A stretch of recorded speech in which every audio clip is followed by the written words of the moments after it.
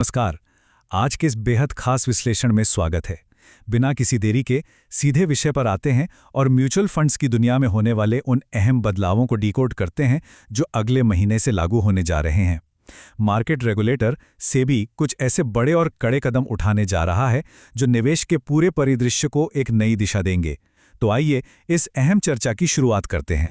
12 से 14%। जी हाँ, ऐतिहासिक रूप से ये वो जादुई आंकड़ा और बेहद आकर्षक रिटर्न रेट रहा है जो हमेशा से भारी मात्रा में निवेश को म्यूचुअल फंड्स की ओर खींचता आया है। आज हर कोई इन फंड्स में पैसा लगाना चाहता है और इसका एक बहुत बड़ा कारण यही संभावित रिटर्न है। हालांकि यहाँ ये याद रखना भी बहुत ज़रूरी है कि ये रिटर्न हमेशा मार्केट के परफॉर्मेंस से जुड़े होते हैं। अब देखिए, जब इतना बड़ा पैसा मार्केट में दांव पर लगा हो तो नियमों में बदलाव और उनका अपडेट होना बिल्कुल स्वाभाविक सी बात है। तो चलिए सबसे पहले इस बड़े बदलाव की बात करते हैं, सॉल्यूशन ओरिएंटेड स्कीम्स को चरणबद्ध तरीके से बंद किया जाना। असल में सेबी म्यूचुअल फंड्स के एक बहुत बड़े हिस्से को पूरी तरह से रीऑर्गेनाइज कर रहा है। कुल 41 स्पेसिफिक सॉल्यूशन ओरिएंटेड स्कीम्स इस नए नियम के निशाने पर हैं जिन्हें अब फेज आउट किया जा रहा है।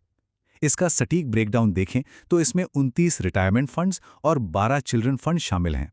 ये कोई छोटी मोटी बात नहीं है, ये एक ऐसा फैसला है जो निवेश के एक पूरे सेगमेंट का ढांचा ही बदल कर रख देगा। 57,274 करोड़ रुपए।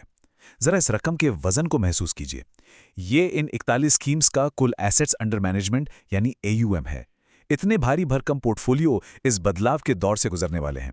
ये विशाल आंकड़ा ही इस बात की गवाही देता है कि ये ट्रांजिशन कितने बड़े पैमाने पर हो रहा है और वित्तीय दुनिया के लिए इसका असर कितना गहरा होने वाला है। अब इतने बड़े बदलाव की खबर सुनकर मन में थोड़ी चिंता होना एकदम स्वाभाविक है, लेकिन घबराने वाली कोई बात नहीं है।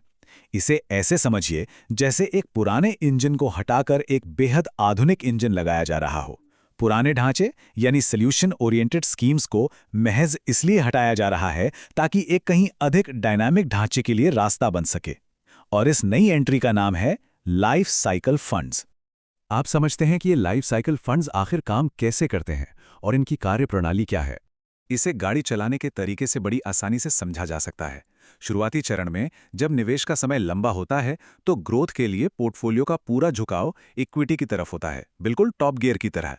फिर जैसे जैसे समय बीतता है और निवेश मध्य चरण में पहुंचता है, एक क्रमिक बदलाव शुरू होता है और अंत में जब मैच्योरिटी का समय करीब आता है तो जोखिम को कम करने के लिए पूरा फोकस सुरक्षित डेब्ट फंड्स पर शिफ्ट हो जाता है, एकदम सुरक्षित ब्रेक लगाने की तरह।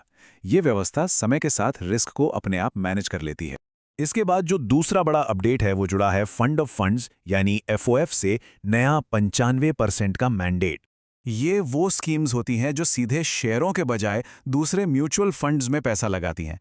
सेबी का नया नियम यहाँ बहुत सख्त है। अब इन फंड्स को अपने कुल पैसों का कम से कम 95% हिस्सा सीधे अपने तय अंडरलाइंग फंड में ही लगाना होगा। इसका सीधा सा मतलब ये है कि अब पैसों का कोई भटकाव नहीं होगा। पैसा सीधा उसी निशाने पर जाएगा जिसके लिए उसे इकट्ठा किया गया था। इसके साथ ही ट्रांसपेरेंसी यानी पारदर्शिता के लिए एक और बहुत स्पष्ट शर्त रखी गई है। किसी भी FOF स्कीम का नाम उसकी कैटेगरी को बिल्कुल सही तरीके से दर्शाना चाहिए। आसान शब्दों में कहें तो जो डिब्बे के बाहर लिखा हो, ठीक वही सामान अंदर भी होना चाहिए। इस बेहतरीन कदम से किसी के भी मन में कोई भ्रम नहीं रहेगा और पूरी प्रणाली कहीं ज्यादा पारदर्शी बन जाएगी। अब रुख करते हैं उस मुद्दे की तरफ जो शायद इस वक्त सबसे ज्यादा अहम है। समय सीमा क्या है और मौजूदा निवेश का क्या होगा? यहाँ एक बहुत ही स्पष्ट टाइमलाइन दी गई है जो काफी राहत देने वाली है। सेबी ने पूरे 6 महीने की एक विंडो तय की है। नियमों की घोषणा के 1 महीने बाद इसके लागू होने की प्रक्रिया शुरू होगी और 6 महीने के भीतर ये पूरा ट्रांजिशन मुकम्मल कर लिया जाएगा। सबसे अच्छी बात यह है कि जिन लोगों का पैसा पुरानी स्कीम्स में लगा हुआ है, उनका निवेश पूरी सुरक्षा के साथ नई रेगुलर स्कीम्स में शिफ्ट कर दिया जाएगा। तो इस पूरी चर्चा के अंत में एक बड़ा सवाल जो सोचने पर मजबूर करता है, क्या लाइफ साइकिल फंड्स का ये नया स्ट्रक्चर लंबी अवधि के निवेश को सच में और भी ज्यादा सुरक्षित बना पाएगा? इन संरचनात्मक बदलावों का असली फायदा तो आने वाला वक्त ही बताएगा। आज के इस विश्लेषण में बस इतना ही। सीखते रहें और मार्केट की हर बारीक हलचल पर नजर बनाए रखें।